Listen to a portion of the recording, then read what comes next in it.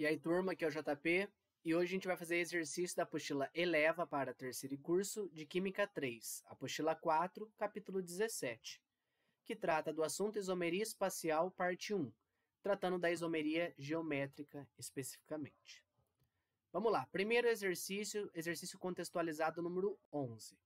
Como se sabe, o processo da visão é dependente da luz. Do ponto de vista químico, a visão monocromática é desencadeada quando a luz incide sobre o cromóforo 11-cis-retinal, molécula 1, nas células bastonetes e transforma-o em all-trans retinal 2. Tá aqui. Bom, se a gente analisa de uma para outra, vamos ver aqui, ó, função orgânica em 1, aldeído, função orgânica em 2, aldeído também. A cadeia é igualzinha, né? Eu tenho os mesmos átomos ligados entre si. Qual que é a diferença? Como o próprio nome diz, aqui eu tenho cis e aqui eu tenho todas na posição trans. Então, eu mudei aqui a conformação, né? A configuração de uma molécula para outra, da dupla de uma para outra, tá certo? Essa é a única mudança que eu verifico, tá certo? Vamos lá. Observe a estrutura das substâncias 1 e 2 e assinale a alternativa com a afirmação correta. Primeira, a ação da luz sobre o isômero cis altera a quantidade de elétrons π, formando o isômero trans. Como a gente viu, eu não mudo a quantidade de elétrons π, ok? Ou seja, a quantidade de elétrons nas duplas, não mudo. Assim, eu tenho aqui um problema, tá certo? Não é a letra A. Letra B, a luz causa a transformação de um isômero em outro, em um processo conhecido como isomerização. De fato, eu tenho a transformação de cis para trans e esse processo é conhecido como isomerização. Tá correto. Vamos ver por que as outras estão erradas. A luz excita os elétrons sigma, causando a oxidação da função aldeído. A gente viu que tanto em 1 quanto em 2 eu continuo tendo a função aldeído, então eu não oxido ela, ou seja, eu não transformo ela em outra coisa. Tá errado aqui. D. Não existe diferença entre as moléculas, ambas são representações do mesmo aldeído. Se fosse a mesma molécula, não teria diferença no nome. E não é isso que acontece, então existe sim diferença. Letra E. As duas moléculas representam enantiômeros com diferentes efeitos sobre a luz. Ser enantiômero significa que uma é imagem especular da outra, ou seja, uma é reflexo da outra. E, como a gente pode claramente analisar, uma não é reflexo da outra no espelho. Tá? Eu mudo aí o arranjo espacial dela.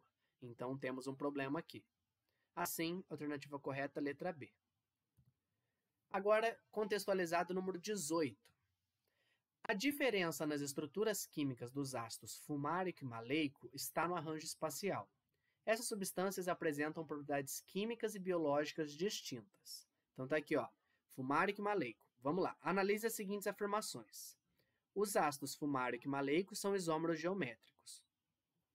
Os dois têm aqui ácido carboxílico e uma dupla aqui entre carbonos, então, de fato, eles têm a mesma fórmula molecular, só que aqui eu tenho o isômero trans e aqui o isômero cis. Eles são isômeros geométricos, sim. Então, verdadeiro. Segunda, o ácido maleico apresenta maior solubilidade em água. Como a gente viu, o maleico é o cis, o fumárico é o trans. Comparando os dois, como eu expliquei, o cis tende a ser mais polar que o trans, por conta aí da somatória do momento vetor dipolar. Assim, eu tenho aqui que, de fato, se o maleico é mais polar, eu tenho o maleico mais solúvel em água também. Verdade. E por fim, a terceira. A conversão do ácido maleico em ácido fumárico é uma reação exotérmica. Aqui a gente vai usar o conceito lá de termoquímica. Para achar ΔH da reação, eu faço ΔH dos produtos menos ΔH do reagente. Produto é o fumárico, reagente é o maleico. Cuidado com regra de sinais. ΔH do produto menos ΔH do reagente. Menos com menos aqui fica mais. Fazendo essa conta, menos 20 kJ por mol. Assim, ΔH negativo, eu tenho reação exotérmica. Também é verdadeira, alternativa A é a correta. Ok? Aprofundamento número 21 agora. Vamos lá. Considerando os compostos a seguir, assinale o que for correto. Então, temos aqui dois compostos, ele vai falar algumas coisas sobre cada um. Primeiro, o composto 1 é um enol. Cuidado, tá bom? Porque tenho dupla, Tem o OH. Só que para ser um enol, tanto a dupla quanto o OH tem que estar no mesmo carbono. E não é isso que a gente observa aqui. Dupla está em determinados carbonos, OHs em outros. Então, eu tenho aqui cada OH num carbono saturado, eu tenho função álcool aqui, e não enol. Então, essa afirmação é falsa. 2. O composto 1 apresenta a configuração trans na ligação dupla, existente entre os carbonos 5 e 6 da cadeia principal. A única diferença, entre começar contando dessa ponta aqui para essa é justamente esse radical metil aqui. E a menor numeração para ele vai ser começando daqui. Então, cuidado, tá? Aqui é o carbono 1, 2, 3, 4, 5, 6. É essa dupla que ele pede para a gente ver se está em cis ou trans. Comparando aqui, eu tenho hidrogênio para um lado e hidrogênio para o outro. De fato, ela está em trans. Afirmação 4. O composto 2 pode ser formado por uma reação de esterificação entre ácido etanóico e metanol, com liberação de molécula de água. 2 é um éster, está correto, formado da reação do ácido etanóico. Vamos ver, aqui que eu quebro a molécula para saber. 2 carbonos aqui, de fato, veio do ácido etanóico. Para vir do metanol, teria que ter apenas um carbono aqui. Ele veio do etanol e não metanol. Então, temos um problema aqui, a 4 está falsa. 8. O composto 1 deve possuir maior ponto de ebulição do que 2. Em 1, nós temos OH, que faz ponte de hidrogênio, que é uma interação mais forte do que eu tenho aqui. Se eu tenho interação mais forte, eu tenho maior ponto de fusão e ebulição. Então, de fato, está correta essa. E por fim, 16. O nome UPAC é o nome, segundo a UPAC, do composto 1, sem especificações de isomerismo, ou seja, falar se é cis ou trans. É 4-metil, octa-3,5-dien-2-diol. Vamos ver.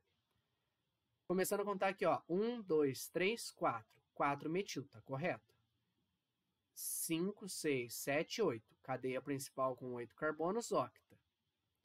Nos carbonos 1, 2, 3 e também no carbono 4, 5, nos carbonos 3 e 5 eu tenho dupla, 3,5-dien. Nos carbonos 1, 2, 3, 4, 5, 6, 7, tenho OH, tá aqui, 2,7-diol. Está correto. Então, esse é o nome verdadeiro. Assim, fazendo a somatória do que está correto, 16 mais 8.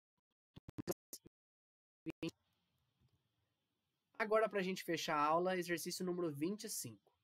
As abelhas rainhas produzem um feromônio cuja fórmula é apresentada a seguir. Letra A. Forneça o nome de 2 funções orgânicas presentes na molécula desse feromônio. Vamos lá. Temos aqui na ponta COOH, temos uma carboxila na ponta, função ácido carboxílico. Temos um C-O entre carbonos. Carbonila entre carbonos, função cetona. São as 2 funções que estão aqui. Letra B agora. Sabe-se que um dos compostos responsáveis pelo poder regulador que a abelha rainha exerce sobre as demais abelhas é o isômero trans desse feromônio. Forneça as fórmulas estruturais dos isômeros cis e trans e identifique-os. Bom, a região que eu vou ter que mudar cis e trans é a região com a dupla, é exatamente essa. Então, o que eu começo desenhando? Desenho os 2 carbonos, com a dupla, e as 4 ligações. Nesse lado, em uma ligação é o hidrogênio e na outra todo esse resto. Do outro lado, hidrogênio e carboxila. Então, tá aqui. Esse é o isômero trans, tá aqui, ó, minha dupla, hidrogênio para um lado e para o outro. Resto da cadeia, outro resto da cadeia. Esse é o isômero trans. E o isômero cis, tá aqui, ó, hidrogênios para o mesmo lado, tudo o resto de um lado e o outro resto do mesmo lado. Isômero cis. Ok? Fechamos a nossa aula de exercícios. Qualquer dúvida, estou à disposição. Até a próxima. Tchau, tchau.